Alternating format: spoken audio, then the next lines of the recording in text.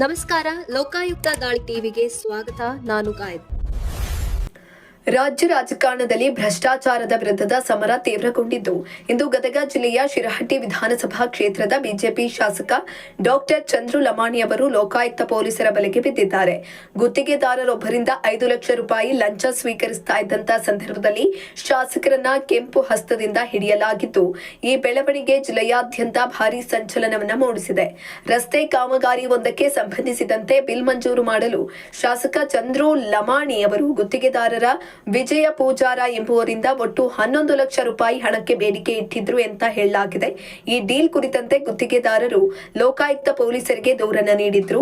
ಇಂದು ಮುಂಗಡವಾಗಿ 5 ಲಕ್ಷ ರೂಪಾಯಿ ಹಣವನ್ನ ಸ್ವೀಕರಿಸುವ ಸಂದರ್ಭದಲ್ಲಿ ಧಾರವಾಡ ಲೋಕಾಯುಕ್ತ ಪೊಲೀಸರು ಮಿಂಚಿನ ದಾಳಿಯನ್ನ ನಡೆಸಿ ಶಾಸಕರನ್ನ ವಶಕ್ಕೆ ಪಡೆದುಕೊಂಡಿದ್ದಾರೆ.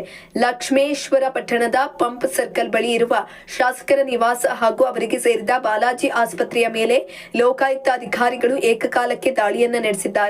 ಧಾರವಾಡದ ಲೋಕಾಯುಕ್ತ ಎಸ್ಪಿ ಸಿದ್ದಲಿಂಗಪ್ಪ ಅವರ ನೇತೃತ್ವದ ತಂಡ ಕಳೆದ 1 ಗಂಟೆಯಿಂದ ಸತತ ಶೋಧ ಕಾರ್ಯವನ್ನ ನಡೆಸುತ್ತಿದೆ. ಆಸ್ಪತ್ರೆ ಮತ್ತು ಮನೆಯಲ್ಲಿರುವಂತಹ ಪ್ರಮುಖ ದಾಖಲೆಗಳು ಹಾಗೂ ಅಕ್ರಮ ಆಸ್ತಿಪಾಸ್ತಿಗೆ ಸಂಬಂಧಿಸಿದಂತೆ ಕಡತಗಳನ್ನ ಅಧಿಕಾರಿಗಳು ಪರಿಶೀಲನೆ ಮಾಡುತ್ತಿದ್ದಾರೆ. ಶಾಸಕರ ಜೊತೆಗೆ ಅವರ ಆಪ್ತ ಸಹಾಯಕರಾದ ಸರ್ಕಾರಿ ಪಿಎ ಮಂಜುನಾಥ ವಾಲ್ಮೀಕಿ ಹಾಗೂ ಖಾಸಗಿ ಪಿಎ ಗುರು ಲವಾಣಿ ಅವರನ್ನ ಕೂಡ ಲೋಕಾಯುಕ್ತ ಪೊಲೀಸರು ತೀವ್ರ ವಿಚಾರಣೆಗೆ ಒಳಪಡಿಸಿದ್ದಾರೆ.